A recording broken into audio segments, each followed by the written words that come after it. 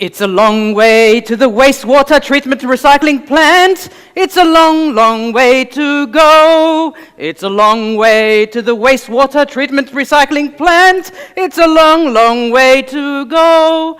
Long, long, long, long, long, long, long, long, long, long, long, long, long, long, long, long, long, long, long, long. Thank you, long, long, Katina. long, long, long, long, long, long, long, long, long. Welcome, Long Nghiem. Thank you, Katina. I'm very excited to be here to talk to you about my research on the recovery of energy and waste resources from wastewater. Water is the basic of life, and we all know that we need energy for water purification, and vice versa. We need water for cooling during energy production. In the same way, we need water for food production.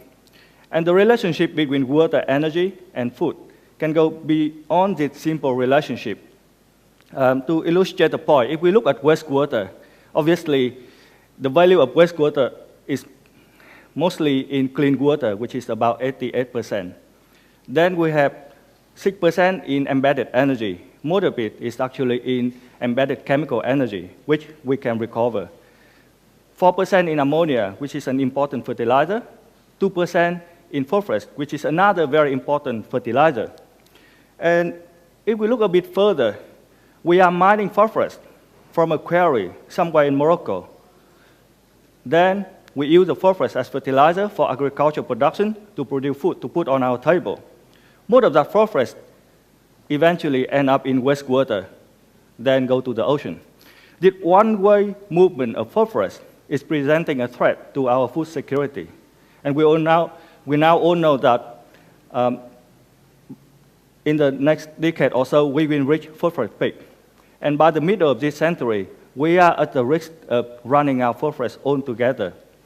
Obviously, we have to do something here. And the best way to do it is to recover phosphorus from wastewater. Therefore, we can close the loop.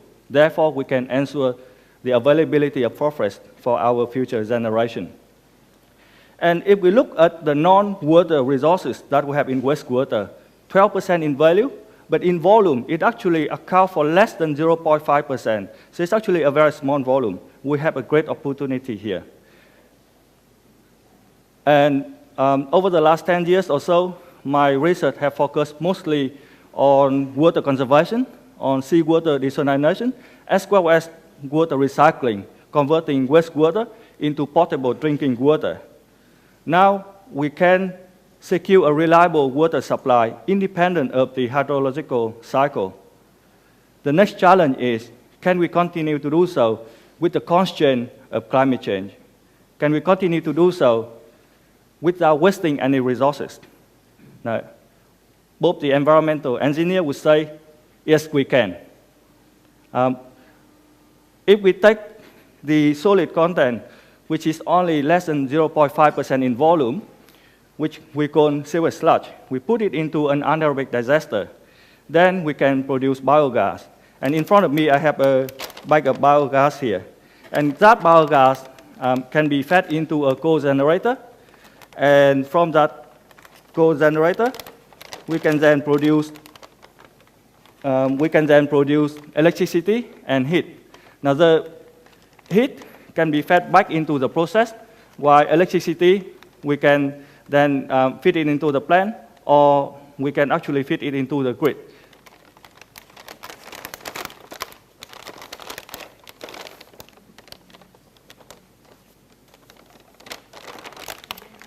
So I'm just going to demonstrate the power of the biogas that we can generate from waste. Or essentially, what we are doing right now is we have been able to turn wastewater into blue gold. Now we are going to turn poo into gold. And I think it is possible, and I think we can do even better than that. Now, if we look at the way we consume electricity, we all know that the demand of electricity varies throughout the day and throughout the year. We need more electricity late in the afternoon, early in the evening. In a similar way, we tend to need more electricity on a hot summer day. We, as the end user, we usually pay a flat rate for electricity. But the fact of the matter is the supplier actually pay a lot more when we hit peak demand. And they might have to pay a little bit less. And most energy producers would actually produce more energy at baseline level than needed. So quite often we produce energy and we don't need to use it. And vice versa, sometimes we don't have enough energy to use. Now, with a co-generator that run on gas, we have the opportunity to match the energy demand. However, the challenge is, with a wastewater treatment plant, because of safety concern and because space limitation, we cannot have gas storage facility. Now, wastewater treatment plant is usually in the middle of the population. So we have to do something else.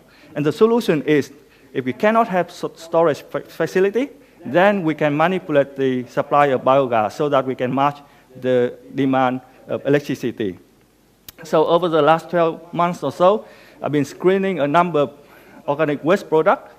Examples of these are food waste, oil, fat and grease that we can obtain from the restaurant, and most excitingly, crude glycerin, or crude glycerol. Crude glycerol is a byproduct from the biodiesel production process. For every 9 liters of biodiesel, we will produce 1 liter of crude glycerol. Now, this is about 50 to 80% of glycerol, and then 50 to about 20% of other organic impurity. Now, that makes the product essentially a waste, unless we find a good use for it. And it is also a bottleneck for the biodiesel industry in terms of the management of crude glycerol.